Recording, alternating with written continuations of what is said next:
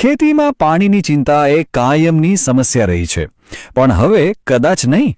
સરકારની એક એવી યોજના છે જે પાણીના સંગ્રહ માટે સીધી આર્થિક મદદ પૂરી પાડે છે. તો ચાલો આજે આ પાણીના ટાંકા સહાય યોજનાને આપણે બિલકુલ સરળ ભાષામાં સમજીએ અને જોઈએ કે આનો ફાયદો કેવી રીતે લઈ શકાય. શું દર વર્ષે ચોમાસાની રાહ જોવી પડે છે અને જ્યારે પાકને પાણીની સૌથી વધુ જરૂર હોય ત્યારે જ પાણી ખૂટી જાય એવું બને છે? જો આ પરિસ્થિતિ જાણીતી લાગતી હોય તો સમજો કે આનો એક ઉપાય છે. અને સૌથી સારી વાત એ છે કે આ સમસ્યાનો એક નક્કર ઉકેલ છે. સરકારની પાણીના ટાંકા સહાય યોજના ખાસ આ જ હેતુ માટે બનાવવામાં આવી છે, જેથી પાણીનો સંગ્રહ કરીને ખેતીમાં આત્મનિર્ભર બની શકાય. ઓકે, તો ચાલો આ યોજનાની અંદર ઉતરીએ. સૌથી પહેલા એ સમજીએ કે આ યોજના ખરેખર શું છે અને એનાથી સીધો આર્થિક ફાયદો કેવી રીતે થાય છે. એકદમ સાદા શબ્દોમાં કહીએ તો આ ગુજરાત સરકારના બાગાયત વિભાગની એક સબસિડી યોજના છે. આનો મુખ્ય હેતુ એ છે કે ખેડૂતો પોતાના ખેતરમાં જ પાણીની ટાંકી બનાવે અને એના માટે સરકાર આર્થિક મદદ કરે. આનાથી વરસાદના પાણીનો સંગ્રહ થાય અને માઇક્રો ઇરિગેશનને પણ પ્રોત્સાહન મળે. અહીંયા આર્થિક મદદનું ગણિત સમજવા જેવું છે. જુઓ, સામાન્ય વર્ગના ખેડૂતોને ટાંકી બનાવવાના કુલ ખર્ચના 50% સબસિડી મળે છે, પણ અનુસૂચિત જાતિ અને જનજાતિના ખેડૂતો માટે આ સહાય સીધી 75% સુધી પહોંચી જાય છે, જે ખરેખર એક બહુ મોટો આર્થિક ટેકો કહેવાય. અને હા, આ સહાયની એક મહત્તમ મર્યાદા પણ છે, જે છે 75,000 રૂપિયા. મતલબ કે સરકાર તરફથી 75,000 રૂપિયા સુધીની આર્થિક મદદ મળી શકે છે. આ રકમ ટાંકી બનાવવાના ખર્ચમાં ઘણો મોટો ઘટાડો લાવી શકે છે. તો હવે એ સવાલ થાય કે આટલી સારી યોજનાનો લાભ કોણ કોણ લઈ શકે છે, બરાબર ને? ચાલો, તો હવે એની પાત્રતાના જે માપદંડો છે એના પર એક નજર નાખી લઈએ.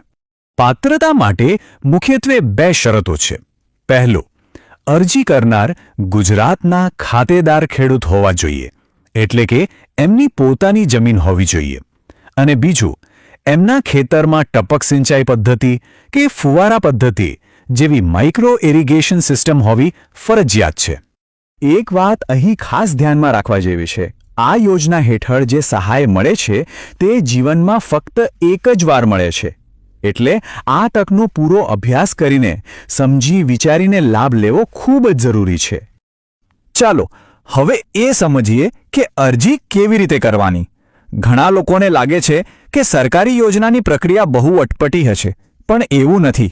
આ યોજના માટે અરજી કરવી ખૂબ જ સરળ છે અને બધું જ ઓનલાઈન છે. અરજી કરતા પહેલાં અમુક દસ્તાવેજો હાથવગા રાખવા જરૂરી છે, જેમ કે આધાર કાર્ડ, જમીનના 7/12 અને 8 આના ઉતારા, બેંક પાસબુકની નકલ, એક ચાલુ મોબાઈલ નંબર અને એક પાસપોર્ટ સાઇઝનો ફોટો. અરજી કરવાની આખી પ્રક્રિયા આઈ ખેડૂત પોર્ટલ પર થાય છે, જે ખૂબ જ સરળ છે. બસ પોર્ટલ ખોલીને બાગાયત યોજનાઓ વિભાગમાં જવાનું, ત્યાં પાણીનો ટાંકો સહાય વિકલ્પ પસંદ કરવાનો, પછી ઓનલાઈન ફોર્મ ભરીને જે દસ્તાવેજો માંગ્યા હોય એ અપલોડ કરી દેવાના. બસ આટલું જ. ઓકે, તો હવે સૌથી મહત્વની વાત પર આવીએ, પૈસાની વાત. કે ટાંકી બનાવવાનો ખર્ચ કેટલો આવે અને સરકારી સહાય મળ્યા પછી ખિસ્સા પર કેટલો બોજ ઓછો થાય એ જરા સમજી લઈએ. ખર્ચની વાત કરીએ તો ધારો કે 1 લાખ લીટરની ટાંકી બનાવી છે, તો જો પ્લાસ્ટિક લાઇનિંગવાળી એટલે કે HDP ટાંકી બનાવો તો એનો ખર્ચ લગભગ 80,000 થી 1.25 લાખ રૂપિયા જેવો આવે. અને જો પાકી કોન્ક્રીટની એટલે કે RCC ટાંકી બનાવો તો એ થોડી મોંઘી પડે. એનો ખર્ચ 1.5 લાખ થી 2.5 લાખ રૂપિયા સુધી જઈ શકે છે. ચાલો આપણે ગણતરી માટે એક સરેરાશ આંકડો લઈએ. માની લો કે ટાંકી બનાવવાનો કુલ ખર્ચ લગભગ 1.5 લાખ રૂપિયા એટલે કે 1,50,000 રૂપિયા થયો. હવે આ કુલ ખર્ચમાંથી સરકારની મદદ કેટલી મળશે? યોજના હેઠળ મહત્તમ 75,000 રૂપિયાની સબસિડી મળે છે, જે આ ખર્ચમાંથી સીધે બાદ થઈ જશે. તો આનો મતલબ શું થયો? મતલબ એ કે સરકારી સહાય પછી ખેડૂતને પોતાના ખિસ્સામાંથી ફક્ત 75,000 રૂપિયા જેટલો જ ખર્ચ કરવો પડે, એટલે કે ખર્ચ સીધો અડધો. આ એક બહુ મોટી રાહત છે. પૈસાની વાત તો સમજાઈ ગઈ, પણ હવે બીજો સવાલ એ થાય કે પોતાના ખેતરના કદ પ્રમાણે કેટલી મોટી ટાંકી બનાવવી યોગ્ય કહેવાય. જુઓ, આ ટેબલ એક સારો અંદાજ આપે છે. જો 1 એકર જેટલી જમીન હોય તો 50,000 થી 1 લાખ લીટરની ટાંકી પૂરતી થઈ રહે. 5 એકર જમીન માટે 3 થી 5 લાખ લીટર, અને જો 10 એકર કે એનાથી વધુ જમીન હોય તો 5 થી 10 લાખ લીટરની ટાંકી બનાવવી ફાયદાકારક રહે છે. અને હા, ટાંકી બનાવતી વખતે અમુક નાની નાની પણ બહુ જ કામની વાતોનું ધ્યાન રાખવું. જેમ કે ટાંકી હંમેશા ખેતરના ઊંચાણવાળા ભાગમાં બનાવવી, તેને બોરવેલ કે વરસાદી પાણીના નિકાલ સાથે જોડવી, પાણી લીક ના થાય એના માટે HDPE શીટનો ઉપયોગ કરવો અને ઉપરથી ઢાંકીને રાખવી જેથી તે સાફ રહે.